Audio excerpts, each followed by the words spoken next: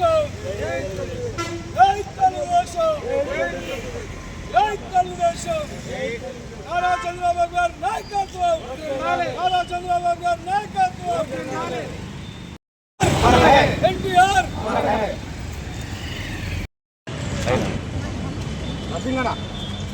అంటే పెద్దన్న గారు తెలుగుదేశం జోహార్ ఎన్టీఆర్ జోహార్ ఎన్టీఆర్ జోహార్ అన్నయ్య.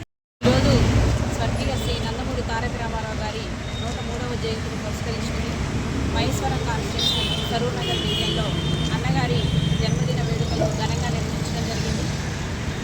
ఈరోజు తెలంగాణ తెలుగుదేశం పార్టీ పునర్నిర్మితం చేయాలని నిన్న మహానాడు వేదికగా నారా లోకేష్ అన్న మాకు చాలా పెద్ద భరోసా ఇచ్చారు.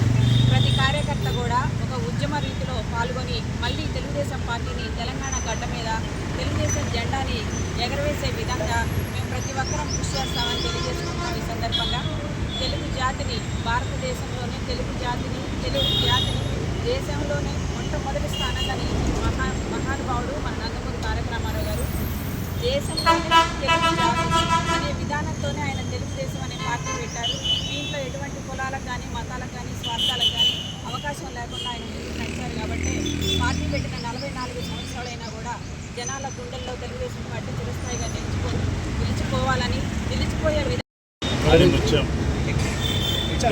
నందమూరి తారక రామారావు గారి జయంతి సందర్భంగా వారికి ఘనంగా నివాళులర్పించినటువంటి తెలుగుదేశం పార్టీ కుటుంబ సభ్యులందరికీ కూడా నమస్సుమాంజలి. పేదవాడికి కేజీ ₹2 బియ్యం అందించి పక్కా గృహాలు ఇచ్చి ఆడపిల్లలకి ఆశ్రయ సమానంగా ఇచ్చినటువంటి మహానుభావుడు. తెలంగాణ రాష్ట్రంలో పటేల్ పట్వారీ వ్యవస్థను రద్దు చేసి మాండలిక వ్యవస్థ తీసుకొచ్చి బాంఛన్ ధర అనేటువంటి మాటని కనపడకుండా చేసినటువంటి మహనీయుడు ఆయన. భవిష్యత్తులో కూడా తెలంగాణ రాష్ట్రంలో ఆంధ్రప్రదేశ్లో ఎటువంటి డెవలప్మెంట్ జరుగుతుందో అదేవిధంగా ఇక్కడ కూడా డెవలప్మెంట్ జరగాలంటే ఇక్కడ కూడా తెలుగుదేశం కూటమి రావాలి.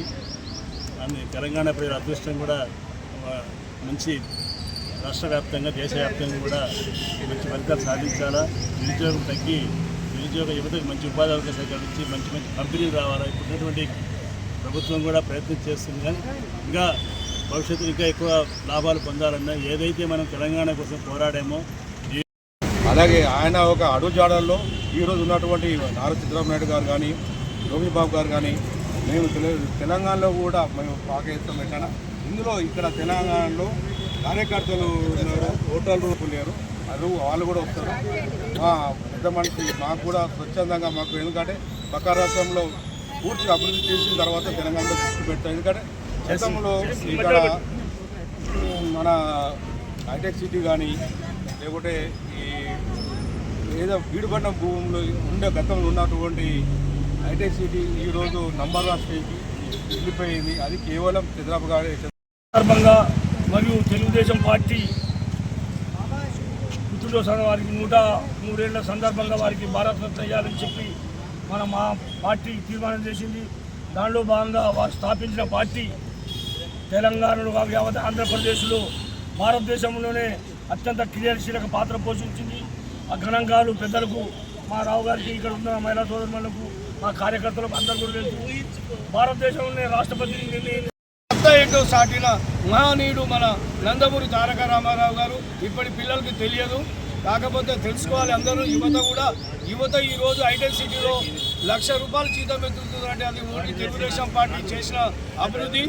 దాన్ని గ్రహించాలి. తల్లిదండ్రులు కూడా పిల్లలకు చెప్పాలి. ఏ పార్టీ ఉన్నప్పుడు అభివృద్ధి చెందింది తెలంగాణ రాష్ట్రము. 10 సంవత్సరాలు టీఆర్ఎస్ ప్రభుత్వంలో ఎంత అభివృద్ధి చెందింది, ఇప్పుడు ఎంత తెలుగుదేశం పార్టీ హయాంలో ఏం అభివృద్ధి చెందింది. తల్లిదండ్రులు కూడా పిల్లలకు యువతకు చెప్పాలి. ఈరోజు ₹1,00,000 జీతం లేపుతున్నామంటే ఎవరి